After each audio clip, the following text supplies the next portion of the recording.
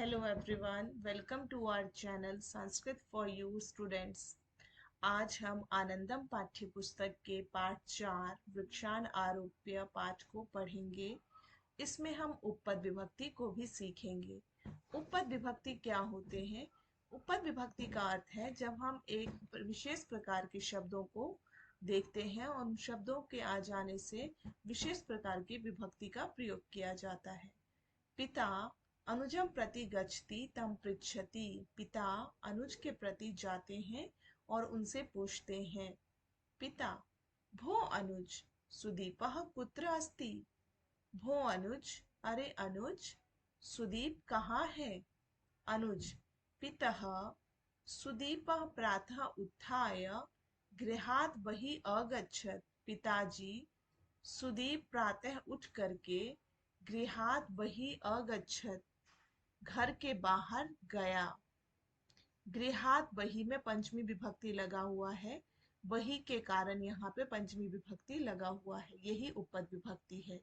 जब बहिः शब्द आपको दिखाई दे अव्यय, तो बहिः के आ जाने से पंचमी विभक्ति होगा। तो स्पेशल वर्ड आ जाने के कारण पंचमी विभक्ति का प्रयोग हुआ। भवान मातरम पृच्छतु, आप माता से पूछिए। पिता सह मित्रेण सह उद्यानं व्यायामं कर्तुम् अगच्छत्। सह वह, मित्रेण सह मित्र के साथ, उद्यान व्यायाम करने के लिए गए। मित्र के साथ व्यायाम करने के लिए गए।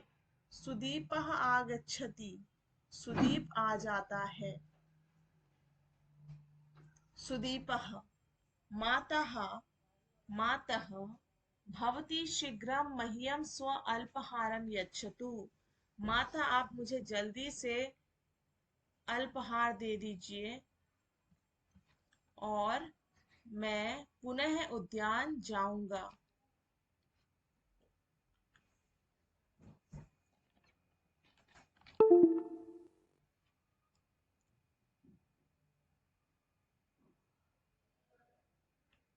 आप मुझे अल्पाहार दे दीजिए और मैं उद्यान चला जाऊंगा। अपनी माता से कहता है आप मुझे भोजन दे दो और मैं भोजन करके उद्यान चला जाऊंगा। माता तस्मै क्रुध्यति, जब किसी को कोई गुस्सा करता है तो उसमें पंचमी चतुर्थी विभक्ति का प्रयोग होता है। माता तस्मै क्रुध्यति, तस्मै शब्द चतुर्थी विभक्ति का एक वचन है। माता उसको गुस्सा करती है। न आसंदिकाम उपविश, कुर्सी पर बैठ जाओ। स्व अल्पहारम कृत्वा पठ, अल्पहार करके, भोजन करके, नाश्ता करके पढ़ने बैठो। अल्पहार करके, भोजन करके पढ़ने बैठ जाओ। सर्वे स्व अल्पहारम कुर्वन्ति, सभी अल्पहार करते हैं।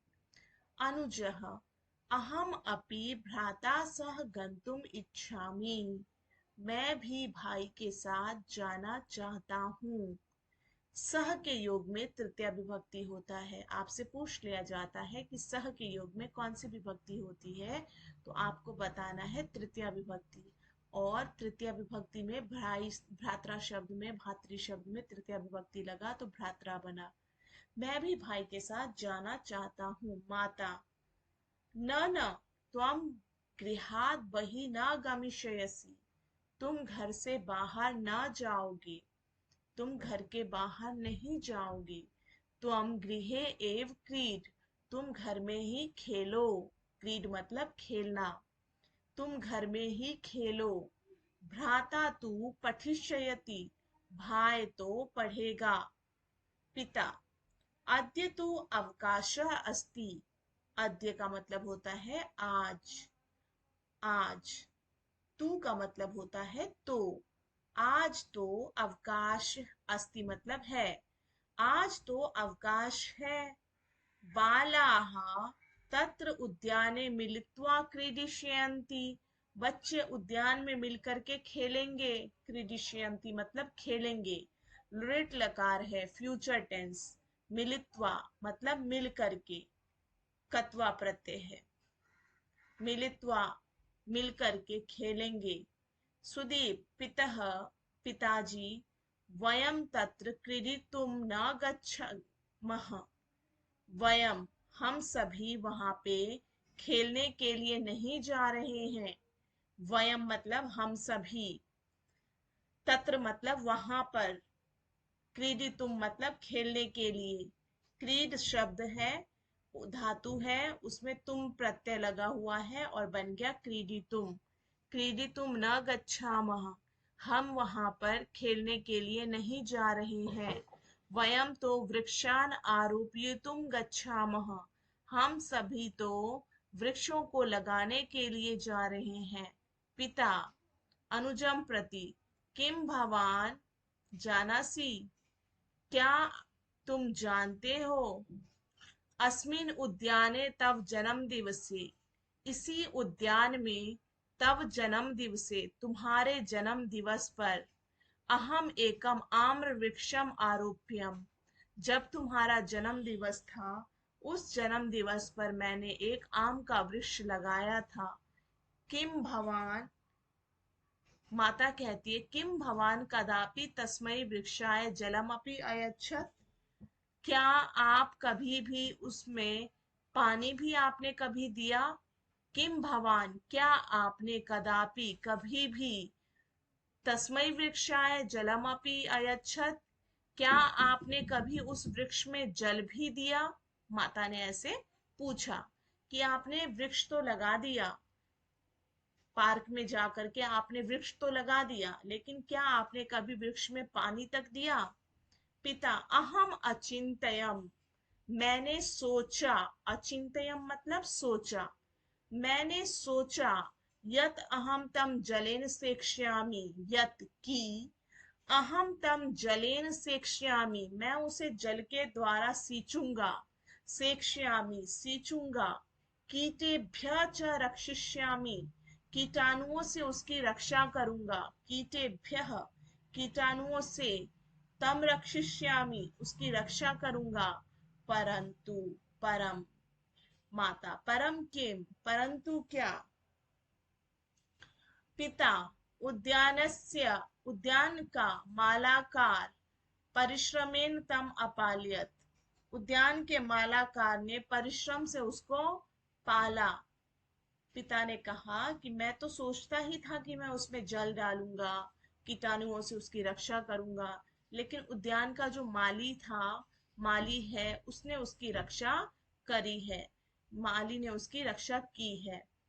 5 वर्ष हो गए उस वृक्ष को, अब कितने साल हो गए, अनुज यानी कि 5 साल का अनुज है, तो 5 वर्षीय पंचवर्षीय सह वृक्ष, 5 वर्ष का वह वृक्ष, अधुना, अधुना का मतलब अब, ये अव्यय शब्द है, अधुना शाखा मंजरी भी परिपूर्णा अस्ति, 5 वर्ष का वह वृक्ष शाखा और मंजरी से परिपूर्ण हो गया है।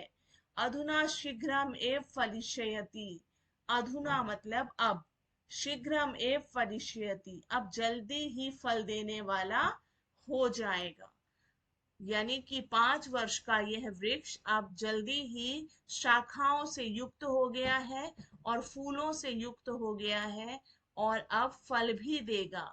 अनुज परम भ्रातः त्वं वृक्षम आरोप्य किम करिष्यसि, त्वं वृक्षों को लगा करके तुम क्या करोगे भाई।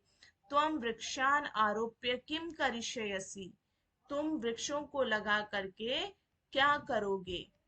किम करिष्यसि, वयम तु अमेरिका देशम गमिष्यामः, हम तो अमेरिका देश चले जाएंगे।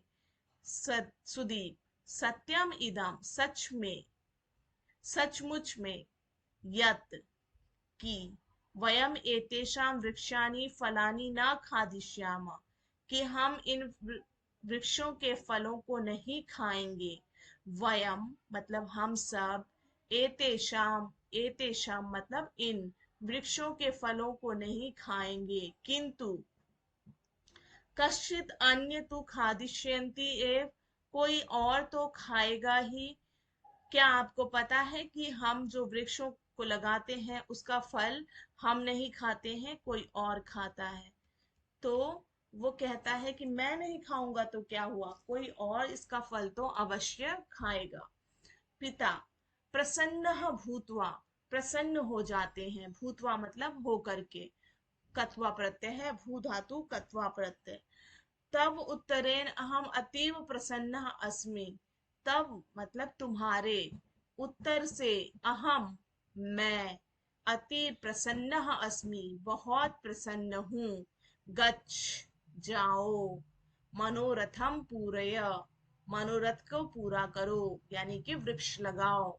मनोरथ होता है मन की इच्छा, अपने मन की इच्छा को पूर्ण करो और वृक्ष लगाओ। वृक्षा अस्माकं जीवनस्य आधारभूता, अर्थ है वृक्ष हमारे जीवन का आधारभूत है, वृक्ष नहीं तो हम नहीं होंगे। वृक्ष हमारे जीवन का एक महत्वपूर्ण पहलू है, आधार है, बेस है। एते वृक्षा पर्यावरणस्य संतुलने संशोधने च परम सहायकाः भवन्ति। ये वृक्ष, एते वृक्षाः, ये वृक्ष पर्यावरण के संतुलन में, संशोधन में परम सहायक होते हैं। यानी कि जब पर्यावरण का संशोधन होता है, संतुलन होता है, बैलेंस बनाना होता है, पर्यावरण में जब बैलेंस बनता है तो संतुलन बनाने के लिए वृक्षों का होना अति आवश्यक माना गया है। वृक्षाः जीवेभ्यः शुद्धं वायु, शुद्ध भोजनम, शुद्ध औषधि, छाया, किंचित आश्रम अपि यच्छन्ति। वृक्ष हमारे जीवन में क्या क्या देते हैं? शुद्ध वायु देते हैं, भोजन देते हैं, औषधि देते हैं, छाया देते हैं, और किसी किसी को तो आश्रय भी देते हैं। एते जीवनान उपकुर्वन्ति, और ये लोगों का उपकार करते हैं।